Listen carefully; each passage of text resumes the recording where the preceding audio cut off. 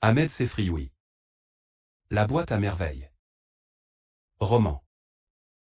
Chapitre 2. Le mardi, jour néfaste pour les élèves du MSID, me laisse dans la bouche un goût d'amertume. Tous le mardi sont pour moi couleur de cendre. Il faisait froid, ma nuit avait été peuplée de cauchemars. Des femmes échevelées menaçaient de me crever les yeux, m'envoyaient au visage les pires injures. Parfois, l'une d'elles me balançait à travers la fenêtre, je m'enfonçais lourdement dans le vide. Je criais. Une main, combien douce, se posa sur mon front. Le matin, je me rendis au MSID selon mon habitude. Le FQH avait son regard de tous les mardis. Et ce lieu n'était perméable à aucune pitié. Je décrochai ma planchette et me mis à ânonner les 2 ou 3 versets qui y étaient écrits. À 6 ans, j'avais déjà conscience de l'hostilité du monde et de ma fragilité. Je connaissais la peur, je connaissais la souffrance de la chair au contact de la baguette de cognacier. Mon petit corps tremblait dans ses vêtements trop minces. J'appréhendais le soir consacré aux révisions. Je devais, selon la coutume, réciter les quelques chapitres du Coran que j'avais appris depuis mon entrée à l'école. À l'heure du déjeuner, le maître me fit signe de partir. J'accrochai ma planchette. J'enfilai mes babouches qui m'attendaient à la porte du MSID et je traversai la rue. Et ma mère me reçut assez froidement. Elle souffrait d'une terrible migraine. Pour enrayer le mal, elle livait les tempes garnies de rondelles de papier copieusement enduites de colle de farine. Le déjeuner fut improvisé et la bouilloire sur son brasero entama timidement sa chanson. Lala Aïcha, une ancienne voisine, vint nous rendre visite. Ma mère la reçut en se plaignant de ses maux tant physiques que moraux. Elle affectait une voix faible de convalescente, s'étendait sur les souffrances de telle partie de son corps, serrait violemment des 2 mains sa tête empaquetée dans un foulard. Lala Aïcha lui prodigua toutes sortes de conseils, lui indiqua un FQH dans un quartier éloigné dont les talismans faisaient miracle.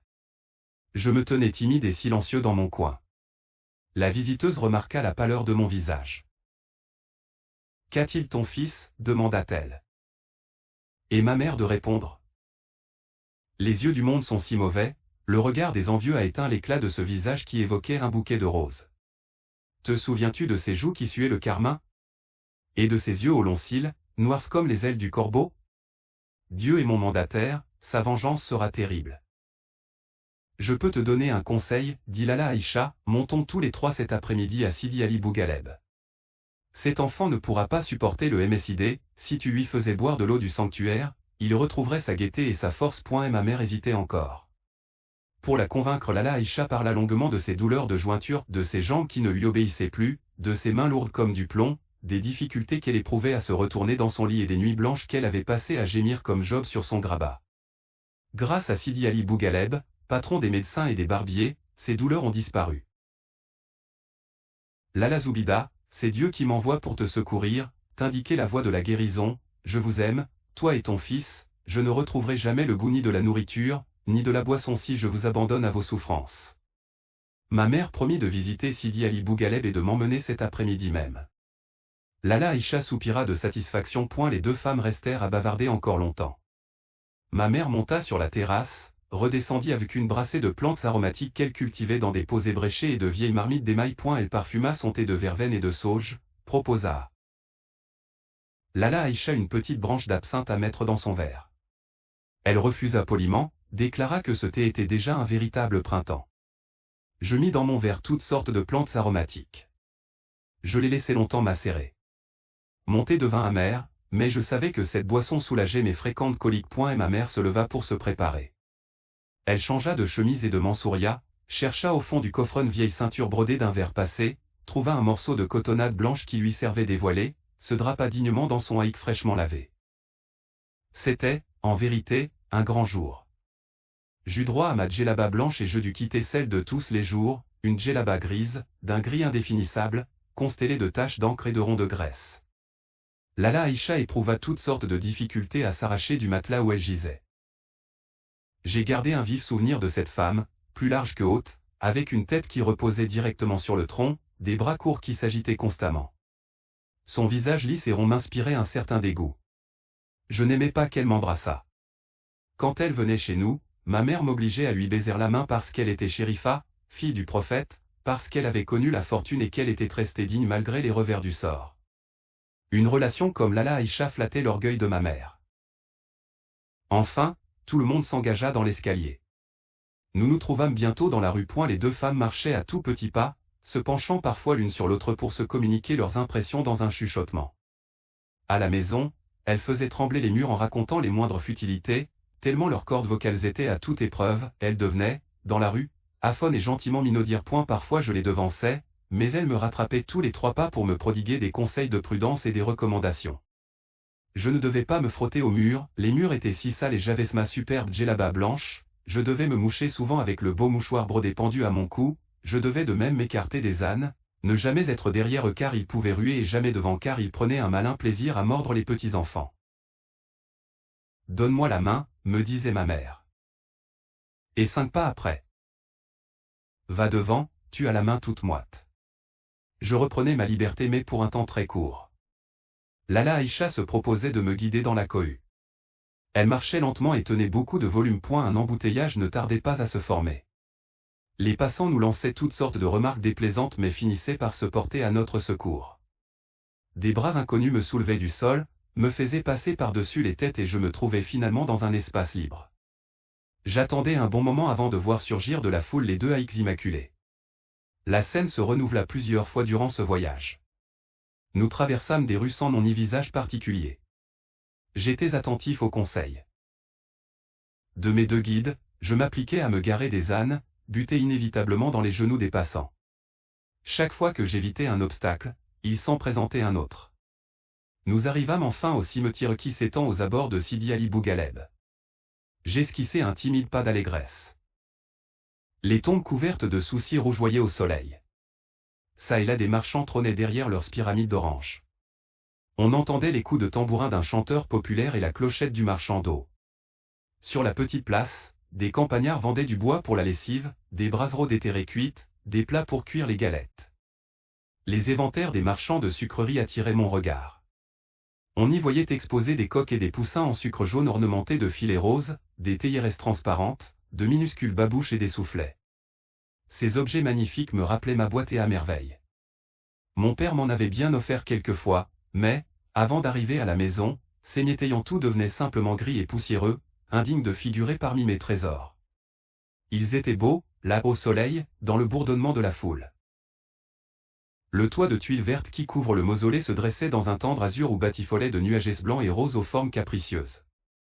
Sur les marches de l'entrée principale, des femmes, assises à même le sol, devisaient entre elles, mâchaient sous leur voile de la gomme parfumée, interpellaient leurs enfants qui jouaient dans la poussière. Elles se serrèrent pour nous laisser un étroit passage. Nous nous trouvâmes bientôt dans une cour qui me parut immense. Au centre trônaient 4 vaisseaux en terre cuite remplis d'eau. Ma mère trouva un gobelet et me fit boire. Elle se versa un peu de liquide dans le creux de la main, me passa les doigts sur le visage, les yeux, les jointures des mains et sur les chevilles. Tout en procédant à ce rituel, elle marmonnait de vagues prières, des invocations, me recommandait de rester tranquille, rappelait à Lala Aïcha telle ou telle péripétie de notre promenade. Je subissais tout cela avec ma patience coutumière. Je me tortillais le cou pour regarder une armée de chats qui se livrait à une folle sarabande à l'intérieur de ce temple étrange. Au-delà de cette cour s'ouvrait la zaouïa. De chaque côté d'une pièce carrée où se dressait le catafalque du saint, 2 portes conduisaient aux chambres des pèlerins. Des gens venus de loin, pour se débarrasser de leurs maux, vivaient là avec leurs enfants, attendant la guérison. En arrivant devant le catafalque, Lala Aïcha et mère se mirent à appeler à grands cris le saint à leur secours. L'une ignorant les paroles de l'autre, chacune lui exposait ses petites misères, frappait du plâtre la main le bois du catafalque, gémissait, suppliait, vitupérait contre ses ennemis. Les voix montaient, les mains frappaient le bois du catafalque avec plus d'énergie et de passion. Un délire sacré s'était emparé des 2 femmes. Elles énuméraient leurs maux, exposaient leurs faiblesses, demandaient en protection, réclamaient vengeance, avouaient impureté, proclamaient la miséricorde de Dieu et la puissance de Sidi Ali Bougaleb, en appelaient à sa pitié. Épuisées par leur ferveur, elles s'arrêtèrent et la gardienne du mausolée vint les complimenter sur leur piété et joindre ses prières aux leurs. Vos vœux seront exaucés et vos désirs comblés, dit-elle pour conclure. Dieu est généreux, il soulage les souffrances et panse toutes les blessures. Sa bonté s'étend à toutes les créatures. N'est-ce pas un signe de sa bonté de nous avoir envoyé des prophètes pour détourner de la voie du mal et nous indiquer le chemin du paradis? C'est un effet de sa générosité nous avoir révélé par l'intermédiaire de notre Seigneur Mohammed, le salut et la paix soient sur lui, sa parole très vénérée qui nous enseigne les vertus capitales, la charité, l'amour des parents, le bienfait envers toutes les créatures. Ceux qui ont pratiqué ces vertus dans toute leur intégrité deviennent les amis de Dieu et intercèdent en notre faveur. Sidi Ali Bougaleb figure parmi les plus dignes. Il aimait tous les êtres et affectionnait en particulier les chats. Nous en avons actuellement plus de 50. On nous les amène malades, galeux et efflanqués. Peu de temps suffit pour qu'ils retrouvent la santé et la joie. Pour plaire aux saints, nous devons les nourrir et les soigner. Et ma mère fouillait dans ses vêtements. Elle ne tarda pas à sortir un mouchoir avec un gros nœud. Laine. Tement, elle le dénoua en s'aidant plusieurs fois de ses incisives. Lala Aïcha lui chuchota à l'oreille une phrase mystérieuse. Ma mère hocha la tête et offrit à la Mokadma 2 pièces d'1 franc accompagnée cette explication. Voici pour moi et pour la chérifa qui m'accompagne. La gardienne ouvrit ses 2 mains, reçut le don et entama une longue oraison. Des femmes arrivèrent à l'extérieur et se joignirent à notre petit groupe pour bénéficier de ce moment de grâce, pour profiter de cette rosée spirituelle qui rafraîchit les cœurs. Lentement, je me glissai hors de cet essaim de femmes pour aller caresser un gros matou étalé de tout son long contre le mur. Il me regarda de ses yeux jaunes, ronronna et m'envoya un magistral coup dégriffé. Le sang gicla. Ma main se mit à me cuire atrocement. Je poussai un cri. Ma mère se précipita, folle d'inquiétude, bousculant ses voisines, butant dans son haïk qui traînait sur le sol. La blessure me faisait mal et je hurlais sans discontinuer. Les femmes posaient des questions, s'apitoyaient, m'offraient une orange pour me consoler, m'appelaient leur petite rose, leur bouquet de jasmin, leur petit fromage blanc. Loin de me calmer, ce tourbillon de visage me donnait le vertige. Je sanglotais à fendre l'âme. Une main mouillée se posa sur ma figure, un torchon sécha mes larmes et l'écoulement de mon nez. Le froid de cette main calma mes pleurs, mais je ne cessais pas de hoqueter le long du chemin de retour. Ma mère me coucha dès l'arrivée à la maison. Mon père se levait toujours le premier. Je voyais vaguement sa silhouette dans le demi-jour danser lentement. Il s'enroulait autour des reins une corde de plusieurs coudées en poil de chèvre, qui lui servait de ceinture. Pour cela, il tournait sur lui-même, soulevait une jambe pour laisser passer la corde, soulevait l'autre alternativement, faisait des gestes larges de ses bras. Il procédait ensuite à l'arrangement de son turban, mettait sa djellaba et sortait en silence. Ma mère dormait. Ce matin, j'entendis mon père lui chuchoter. Ne l'envoie pas au MSID, il semble bien fatigué. Ma mère acquiesça et se replongea dans ses couvertures. Toute la maison dormait encore. 2 moineaux vinrent se poser sur le mur du patio, je les entendais sautiller d'un endroit à l'autre, frappant l'air de leurs courtes ailes. Ils discutaient avec passion et je comprenais leur langage. Ce fut un dialogue passionné, ils affirmèrent ceci avec conviction. J'aime les figues sèches. Pourquoi aimes-tu les figues sèches? Tout le monde aime les figues sèches. Oui. Oui. Oui. Tout le monde aime les figues sèches. Les figues sèches. Les figues sèches. Les figues sèches. Les elfes froufroutèrent, les 2 moineaux partirent continuer leur conversation sur d'autres toits. J'y comprenais le langage des oiseaux et de bien d'autres bêtes encore, mais ils ne le savaient pas et s'enfuyaient à mon approche. J'en éprouvais beaucoup de peine. Des sauts entrechoqués cliquetèrent dans le patio. La chouafa se levait la première et c'était tant mieux. Les ombres de la nuit s'attardaient encore à cette heure autour de la fontaine et du puits, dans les lieux aisance et dans l'immense débarras où chaque locataire à tour de rôle procédait à sa toilette. La chouafa connaissait les paroles efficaces qui rendaient ces ombres inoffensives. Chaque jeudi soir, elle brûlait des aromates, aspergeait les coins de lait ou d'eaux odoriférantes, prononçait de longues incantations. Une porte claqua. Zineb, la fille de Rama, se mit à geindre. Sa mère la gratifia d'une gifle sonore et la noya sous un flot d'injures. À ton âge. N'as-tu pas honte de mouiller ton lit presque chaque nuit? Je devrais te lâcher dans une étable, au lieu de te préparer chaque soir, ton matelas. La chouafa l'interrompit. Que ta matinée soit heureuse, Rama. Que ta journée soit ensoleillée, Lala. Comment te sens-tu ce matin? Je remercie le Seigneur, il m'a infligé une terrible punition le jour où il m'a donné cette pisseuse de mauvais augure. Je le remercie pour ses dons innombrables, je le remercie dans la joie comme dans l'affliction. Éloigné soit de toi tout sujet de chagrin. Prends patience. Cet enfant guérira, elle sera ta consolation dans ce monde de misère. Dieu t'entende, Lala. Qu'il répande sans mesure ses bénédictions sur toi, sur ceux qui te sont chers. Et ma mère remua dans son lit, toussa, soupira, finit par se mettre sur son séant. Elle se leva et ouvrit la fenêtre. La lumière m'éclaboussa les yeux et me fit mal. J'entendis s'ouvrir les volets de Fatma Bziouya. D'une voix ensommeillée, ma mère déroula son chapelet de salutations d'usage qu'elle adressait chaque matin à sa voisine d'en face. Celle-ci lui souhaita une heureuse journée avec les formules habituelles. Aucune n'écoutait les propos de l'autre. Chacun récitait son boniment sur un air monotone, sans ardeur et sans enthousiasme. Elle posait des questions mais connaissait d'avance les réponses. Depuis 3 ans que nous habitions ensemble, elles avaient répété les mêmes phrases chaque matin. Parfois elle modifiait un mot, faisait allusion à quelque récent événement, mais de telles circonstances étaient fort rares. Invariablement, ma mère demandait : « Comment te sens-tu ce matin ? Ta tête ne te fait-elle pas trop souffrir ?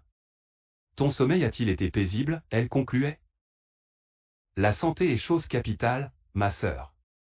Rien ne peut la remplacer. Ce jour-là elle ajouta : « Mon garçon n'est pas bien aujourd'hui.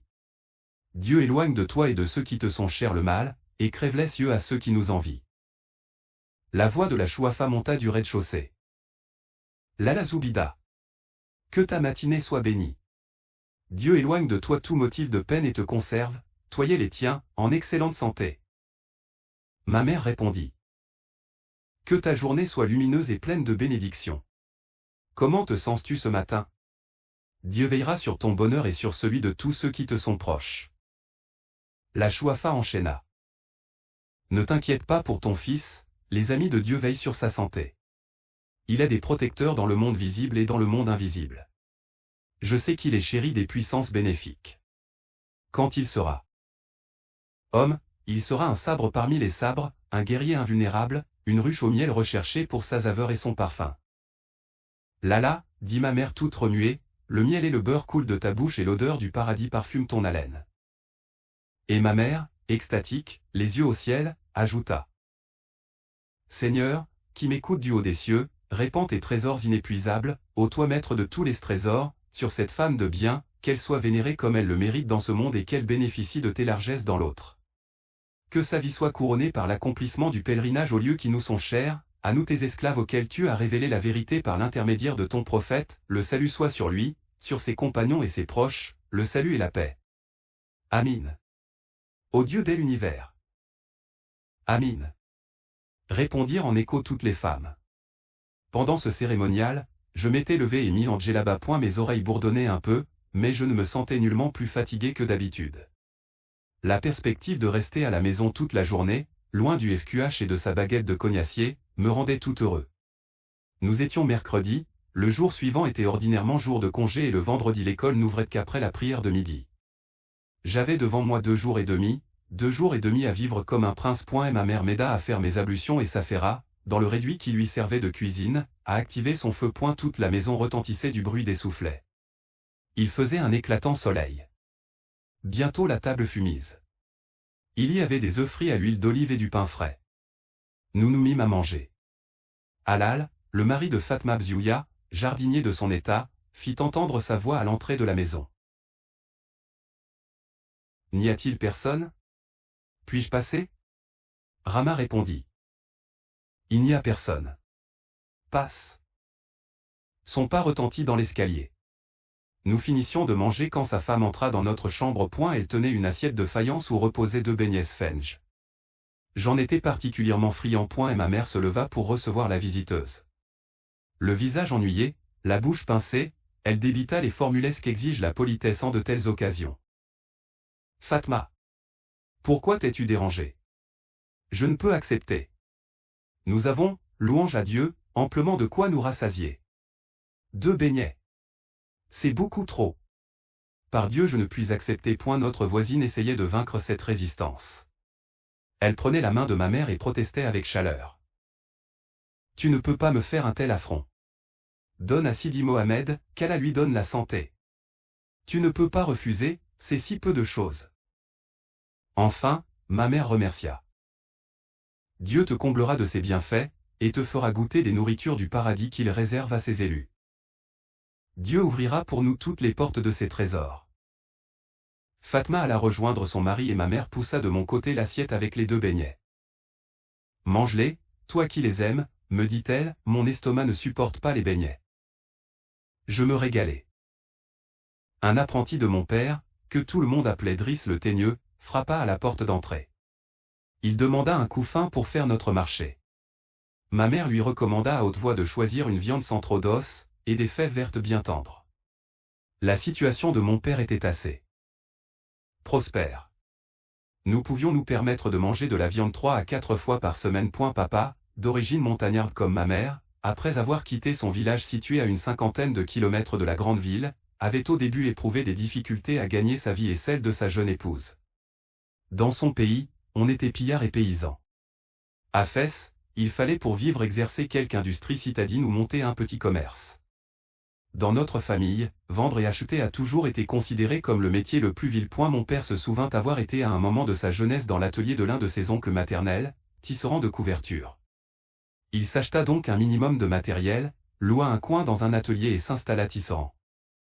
Faisait honnêtement son travail, améliorait de jour en jour sa production. Bientôt, ses articles furent très disputés et le ménage jouit d'un certain confort.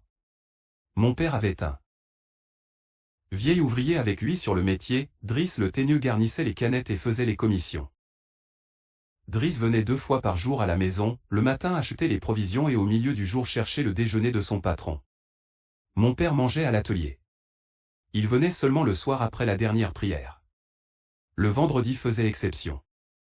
Ce jour-là mon père était à son métier jusqu'à midi environ, il payait ses employés, allait à la mosquée pour la grande prière et nous déjeunions en famille. Driss revint chargé de son lourd panier. Ma mère en fit l'inventaire. Le Teigneux n'avait rien oublié. La viande avait bon aspect et le verre d'écosse de fèves faisait saliver abondamment. Le couffin contenait outre de l'ail, du persil et quantité de petits paquets d'épices. Nous avions de l'huile, du charbon et de la farine pour tout le mois. Quand ma mère parlait de « l'œil des envieux », elle pensait sûrement à ses richesses. Les voisinesses moins fortunées nous jalousaient un peu.